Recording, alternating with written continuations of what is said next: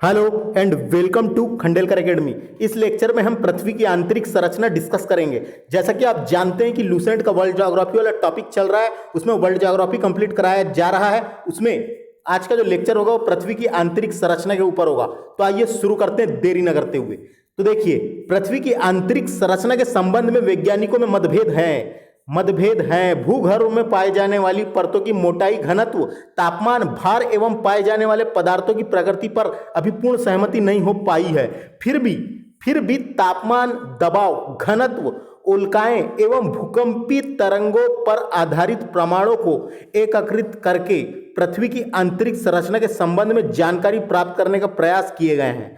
पृथ्वी के अंदर के हिस्से में 3 भागों में बांटा गया है। अध्ययन की सुविधा से पृथ्वी के अंदर के हिस्से को 3 भागों में बांटा गया है। तो देखिए, 3 भागों में बांटा गया है। सबसे ऊपर वाली जो परत है उसे क्रस्ट कहते हैं। क्रस्ट यानी भूपरपटी। ये सबसे ऊपर वाली जो परत है इसे क्रस्ट कहते हैं। बीच वाली जो परत है उसे मेंटल कहते हैं। याद रखना है, अवारण या मेंटल। और तीसरा है केंद्रीय भाग, जिसे कोर कहते हैं। जो केंद्रीय भाग है बीच का उसे कोर कहते हैं। ये मेंटल हो गया और ये हो गया क्रस्ट। तो आपको ये याद रखना है। इसको डायग्राम के थ्रू आप देखते हैं और मैं आपको बताता हूं थोड़ा अच्छे से। देखिए, सबसे पहले है क्रस्ट। ये क्रस्ट सबसे ऊपर है। ये पृथ्वी की सबसे ऊपरी परत है। उसके बाद है मेंटल और आखिरी में है, बीच में है, केंद्र में कोर। तो ये याद रखना है। ये एक डायग्राम से आपको समझ में आ गया होगा। ये क्रस्ट सबसे ऊपर में है, फिर मेंटल है, फिर कोर है। उसके अलावा मैं दूसरा डायग्राम बताता हूं आपको। देखिए ये डायग्राम में थोड़ा समझने में जिससे आसानी हो सके। तो देखिए, सबसे ऊपरी परत है क्रस्ट, उसके बाद है मेंटल और उसके बाद है ये कोर। और अध्ययन के हिसाब से इसे भी जैसे 2-2 भागों में बांटा गया है। हर परत को 2-2 भागों में बांटा गया है। तो ये याद रखना है, हर परत को 2-2 भागों में बांटा गया है। कैसे 2-2 भागों में बांटा गया है, क्यों बांटा गया? भूकंपीय तरंगों की गति के अनुसार इसे 2-2 भागों में बांटा गया है। जैसे ये जो ऊपर वाली क्रस्ट है इसे भी 2 भागों में बांटा गया है। एक को बोलेंगे अपर क्रस्ट और उसके बाद नीचे वाली को बोलेंगे लोअर क्रस्ट। तो ये याद रखना है, एक अपर क्रस्ट है और एक लोअर क्रस्ट है। वैसे ही मेंटल को भी 2 भागों में बांटा गया है। अपर मेंटल, इसे भी 2 भागों में बांटा गया है, अपर मेंटल और लोअर मेंटल। उसी तरह कोर को भी 2 भागों में बांटा गया है। एक है आउटर कोर और एक है इनर कोर। जो अंदर का है वो इनर कोर है और ऊपर का है जो आउटर कोर है। तो ये भी याद रखना है, इसे 2-2 भागों में बांटा गया है। उसके अलावा और यहां से कैसे क्वेश्चन बनते हैं वो देख लेते हैं। तो उसके अलावा और देखा जाए तो देखिए, ये याद रखना है, यहाँ पे कुछ क्षेत्र में, यहाँ के कुछ क्षेत्रों में जो है असंबद्धता पाई जाती है। सीमा क्षेत्रों में कुछ असंबद्धता पाई जाती है। तो इसको भी देख लेते हैं, ये भी क्वेश्चन आ जाता है। जैसे ये एक असंबद्धता पाई गई है, जैसे कोर नाट असंबद्धता, ये जो है ये ऊपरी क्रस्ट और निचली क्रस्ट के बीच की सीमा क्षेत्र को कोर नाट असंबद्धता कहते हैं। तो ये याद रखना है, कोर नाट कहां पर है करके पूछा जाएगा। ऊपरी क्रस्ट और निचली क्रस्ट के सीमा क्षेत्र में, ऊपरी क्रस्ट और निचली क्रस्ट के सीमा क्षेत्र में, देखो डायग्राम बना है यहां पे है। तो ये ऊपरी क्रस्ट और निचली क्रस्ट के सीमा क्षेत्र में, ये याद रखना है। उसके बाद है एक मोहविसिक डिसकंटिन्यूटी। ये कहां पे पाई जाती है? तो ये क्रस्ट और मेंटल के बीच में। तो देखिए यहां पे निशान भी लगा है। ये क्रस्ट हो गया और ये मेंटल हो गया, उनके बीच में मोहविसिक डिसकंटिन्यूटी सीमा क्षेत्र पाया जाता है। तो ये भी क्वेश्चन आता है जो बुक के हिसाब से अपन देखेंगे जब बताऊंगा। उसके बाद है एक गुटेनबर्ग, ये भी पाई जाती है निचला मेंटल और ऊपरी कोर्ड के सीमा क्षेत्र में। तो देखो यहाँ पे टिक लगा हुआ है, ये देखो, ये निचली मेंटल और ऊपरी कोर्ड यानी आउटर कोर के सीमा क्षेत्र में गुटेनबर्ग असंबद्धता पाई जाती है। तो ये भी याद रखना है। उसके बाद है एक है, ये देखिए, लहमैन असंबद्धता, ये बाहरी कोड और आंतरिक कोड की सीमा क्षेत्र में होती है।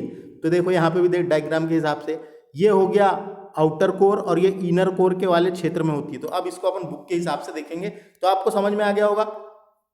तो देखिए एक और बार रिवीजन कर लेते हैं। जो क्रस्ट होता है वो ऊपरी सतह से 34 किलोमीटर तक होता है, ये 34 किलोमीटर तक क्रस्ट। उसके बाद जो मेंटल होता है वो 30 किलोमीटर से 2900 किलोमीटर तक होता है क्रस्ट मेंटल।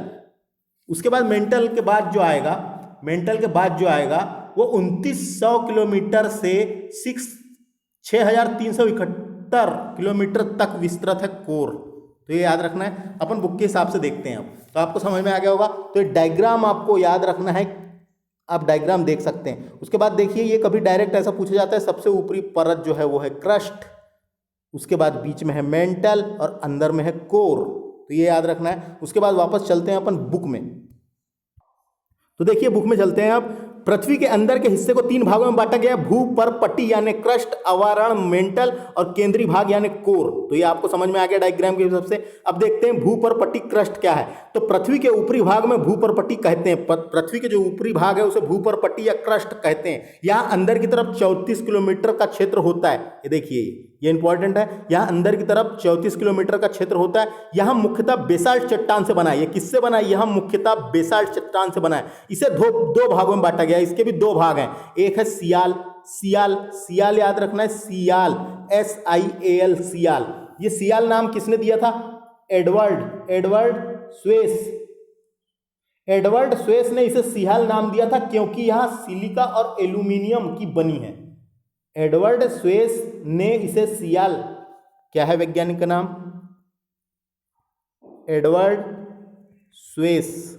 एडवर्ड स्वेस ने इसे सियाल नाम दिया था, क्योंकि यहाँ सिलिका और एल्यूमिनियम की बनी है। तो ये याद रखना है, सियाल के बाद दूसरा है सीमा, SIMA, सीमा। तो ये आपको समझ में आ गया। उसके बाद देखिए, सियाल क्षेत्र में सिलिका और एल्यूमिना तथा सीमा क्षेत्र में सिलिकॉन और मैग्नीशियम की बहुलता होती है। देखो आपको समझ में आ गया होगा। इसे भी 2 भागों में, कोर को भी 2 भागों में बांटा गया, एक है सियाल और एक है सीमा। तो सियाल क्षेत्र में सिलिकॉन और एल्यूमिनियम उसी को कहेंगे। सीमा क्षेत्र में सिलिकॉन और मैग्नीशियम की बहुलता होती है। क्रस्ट भाग का औसत घनत्व कितना है? 2.7 ग्राम प्रति सेंटीमीटर क्यूब। ये भी इंपॉर्टेंट है। क्रस्ट भाग का औसत घनत्व 2.7 ग्राम प्रति सेंटीमीटर क्यूब है। यह पृथ्वी के कुल आयतन का 0.5% भाग घेरे हुए। यह पृथ्वी के कुल आयतन का 0.5 भाग घेरे हुए। तो क्रस्ट के बारे में आपको समझ में आ गया होगा। क्रस्ट से कभी क्वेश्चन आया है तो आप बता सकते हैं। यह पृथ्वी की सबसे ऊपरी परत है, जिसका विस्तार 34 किलोमीटर तक है। 34 किलोमीटर तक है, लेकिन किंतु यह महाद्वीप और महासागर के बीच अलग अलग मिलता है। इसका जो विस्तार है किलोमीटर में, महाद्वीप और महासागर के बीच अलग अलग मिलता है। जैसे महाद्वीप में बोला जाए तो 30 किलोमीटर तक है, और अगर महासागरों में बोला जाए तो 5 किलोमीटर तक है। तो ये आपको बताया अलग चीज। उसके बाद देखिए कुछ इंपॉर्टेंट फैक्ट है। भूपटल की संरचना सामग्री वजन के अनुसार अधिक ऑक्सीजन। देखिए इंपॉर्टेंट है, यहाँ से डायरेक्ट क्वेश्चन आएगा। वजन के अनुसार ऑक्सीजन, तो ये डायरेक्ट क्वेश्चन आता है। पृथ्वी के क्रस्ट पर पाए जाने वाले तत्वों की मात्रा, तो क्रम भी आ सकता है, क्रम भी याद रखना है, क्रम भी आ सकता है। पृथ्वी के क्रस्ट पर पाए जाने वाली तत्वों की मात्रा, तो भूपटल की संरचना सामग्री वजन के अनुसार सबसे अधिक ऑक्सीजन है। ऑक्सीजन 46.60% है। उसके बाद दूसरे स्थान पर सिलिकॉन है, तो याद रखना है सिलिकॉन दूसरे स्थान पर है। तीसरे स्थान पर एल्यूमिनियम है। चौथे स्थान पर लोहा है। 4 तो आपको डेफिनेटली याद होना, जैसे आप याद रख सकते हैं। सबसे पहले ऑक्सीजन, फिर एस से क्या बताया मैंने, सिलिकॉन, उसके बाद ए से एल्यूमिनियम, और उसके बाद लोहा है, तो ये एल। OSAL पृथ्वी के क्रस्ट पर पाए जाने वाले तत्वों की मात्रा के आधार पर OSAL, तो O से हो गया ऑक्सीजन, फिर आता है दूसरे नंबर में सिलिकॉन, तीसरे नंबर में एल्यूमिनियम, चौथे नंबर में है लोहा। तो ये याद रखना है। चौथे के बाद आगे भी है। चौथे के बाद 5वें स्थान पर कैल्शियम है, 6ठे स्थान पर सोडियम है, 7वें स्थान पर पोटेशियम है, 8वें स्थान पर मैग्नीशियम है। यानी पृथ्वी के संपूर्ण प्रॉपर्टी पर लगभग 98% भाग ऊपर दिए हुए 8 तत्वों से मिलकर ही बना है। 98% भाग ऊपर दिए हुए 8 तत्वों से मिलकर ही बना है। शेष भाग titanium, hydrogen, phosphorus, magnesium, sulphur, carbon, Nikhil एवं अन्य पदार्थ से मिलकर बना है। तो ये फैक्ट आपको समझ में आ गया होगा, कोई दिक्कत नहीं है। कम से कम 4 तो याद रखना ही है। पृथ्वी के क्रस्ट पर पाए जाने वाले तत्वों की मात्रा 4 तो याद रखें। पहले स्थान पर ऑक्सीजन है 46.60%, दूसरे स्थान पर सिलिकॉन है 27.72%, तीसरे स्थान पर एल्यूमिनियम है 8.1%, चौथे स्थान पर लोहा है। 4 तो कम से कम याद रखें ही रखे। तो आपको समझ में आ गया होगा पृथ्वी के क्रस्ट पर पाए जाने वाले तत्वों की मात्रा, ऑक्सीजन पहले, फिर सिलिकॉन, फिर एल्युमिनियम, फिर लोहा। आगे बढ़ते हैं अपन सीधे। अब बात करते हैं मेंटल की। मेंटल, MENTLE, मेंटल, तो ये बीच में पाई जाती है। तो देखिए इसका विस्तार 34 किलोमीटर से 2900 किलोमीटर मोटा या क्षेत्र मुख्यतः बेसाल्ट पत्थरों के समूह की चट्टानों से बना है।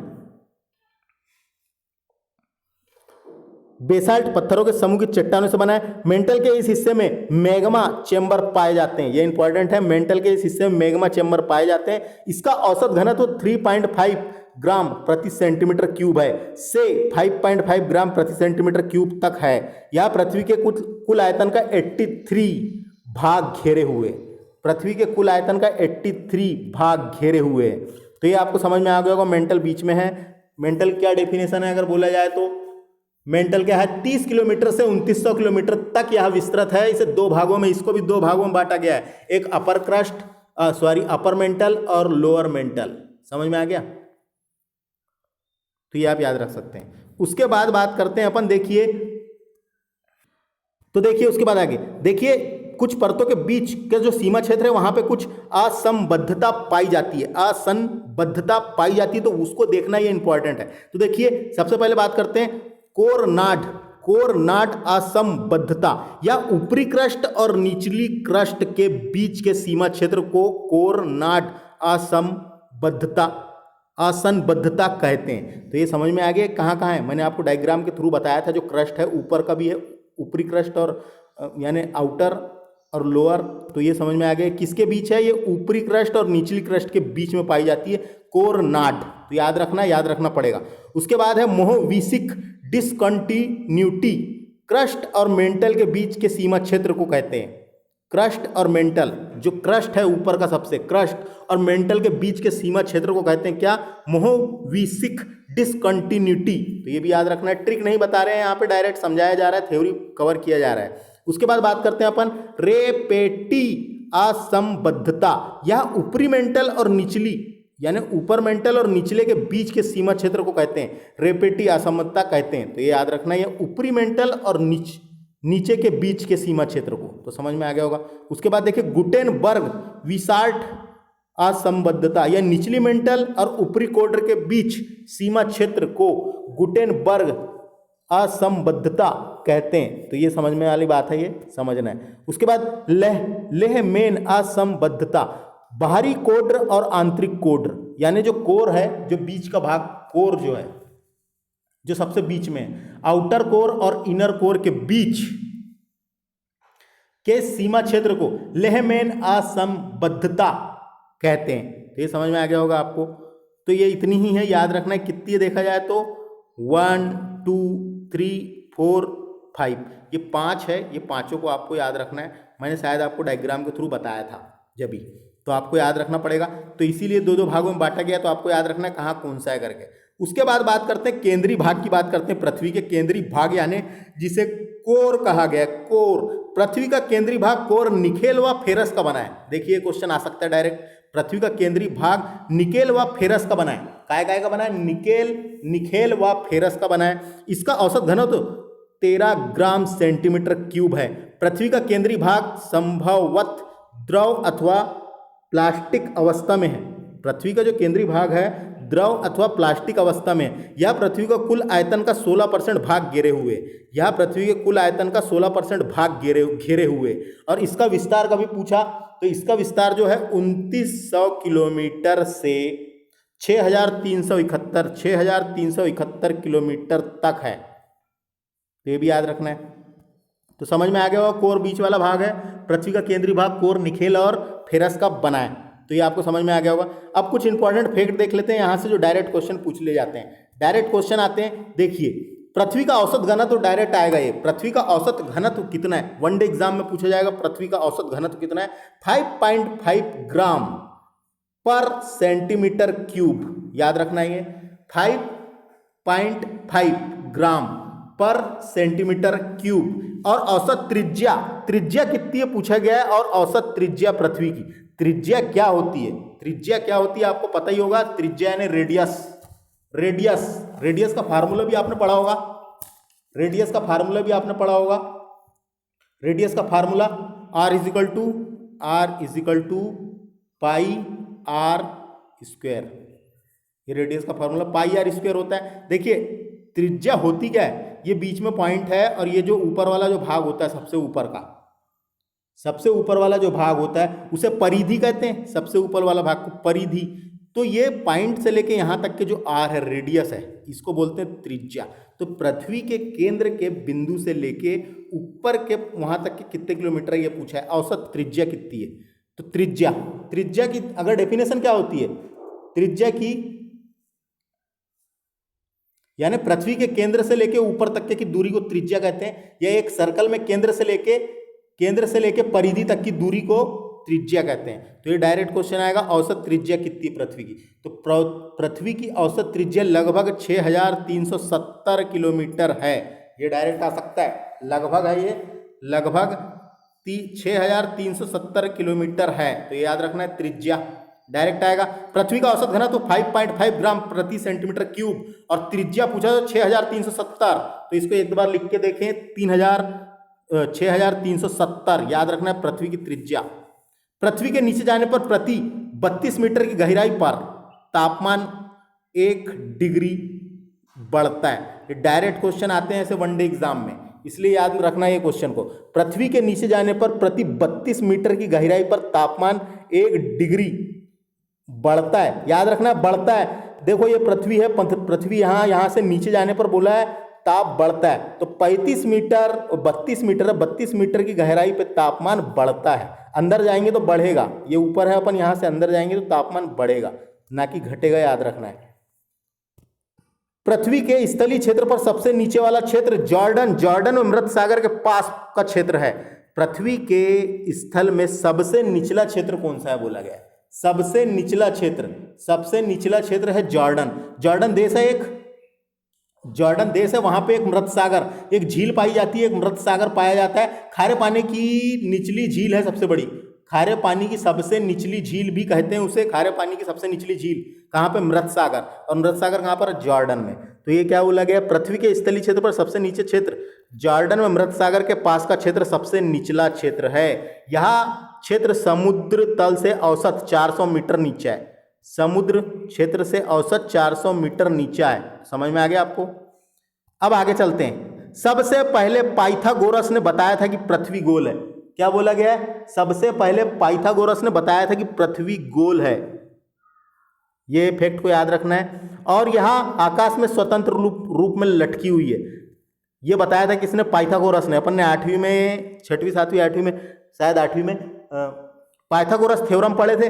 Pythagoras theorem C = A² + B², Pythagoras theorem पढ़े थे अपन ने। तो वो जो थ्योरम जिनने दिए थे वही पाइथागोरस नाम के जो वैज्ञानिक थे, दार्शनिक थे, उन्होंने ही बताया था। सबसे पहले पाइथागोरस ने बताया था कि पृथ्वी गोल है और यह आकाश में स्वतंत्र रूप में लटकी हुई है। उसके बाद सर आइजैक न्यूटन ने साबित किया कि पृथ्वी नारंगी के समान है। नारंगी के समान किसने बताया था, सर आइजैक न्यूटन ने। न्यूटन सर ने बताए थे। न्यूटन सर ने गुरुत्वाकर्षण बल के नियम भी दिए, तो न्यूटन के नियम तो उन्हीं ने ही बताया था। सर आइजैक न्यूटन ने साबित किया कि पृथ्वी नारंगी के समान है। जेम्स जीन ने इसे नारंगी की बजाय नाशपाती के समान माना था। नाशपाती का फल आपने देखे होंगे, नाशपाती के समान बतलाया। तो किसने क्या बोला ऐसा याद रखना है, आइजैक न्यूटन ने नारंगी के समान और जेम्स जीन ने इसे नाशपाती के समान बताया। तो ये था हमारा लेक्चर। उसके बाद देखिए आखिरी फैक्ट, पृथ्वी की बाह्य सतह को मुख्य 4 भागों में बांटा गया है। जो बाहर का सतह है पृथ्वी की, उसे 4 भागों में बांटा गया है। एक तो है स्थल मंडल, जिसे लिथोस्फीयर, और जल मंडल, पूरा जल पढ़ेंगे इसके बारे में। लिथोस्फीयर में पूरे स्थल मंडल के बारे में पढ़ेंगे, जल मंडल में पूरे जल मंडल के बारे में पढ़ेंगे, वायुमंडल भी पढ़ेंगे, आगे आएगा फिर जैवमंडल भी पढ़ेंगे। तो ये सब पढ़ेंगे अपन अगले लेक्चर में, आगे लेक्चर में। तो इस लेक्चर में इतना ही। तो इस लेक्चर में हमने पृथ्वी की आंतरिक संरचना डिस्कस किए थे। तो आपको हमारे लेक्चर कैसा लगा याद रखना पड़ेगा। सबसे ऊपर क्रस्ट है, फिर मेंटल है, फिर सबसे बीच में कोर है, ये याद रखना पड़ेगा। कुछ ये दिए हुए हैं उसको भी याद रखना पड़ेगा। तो आपको हमारे लेक्चर कैसा लगा आप हमें कमेंट करके बता सकते हैं। और हमारे इस चैनल को सब्सक्राइब करना बिल्कुल ना भूलें, निश्चित ही पूरा कंप्लीट कराया जाएगा। तो फ्रेंड्स मिलते हैं अगले लेक्चर में। नमस्ते।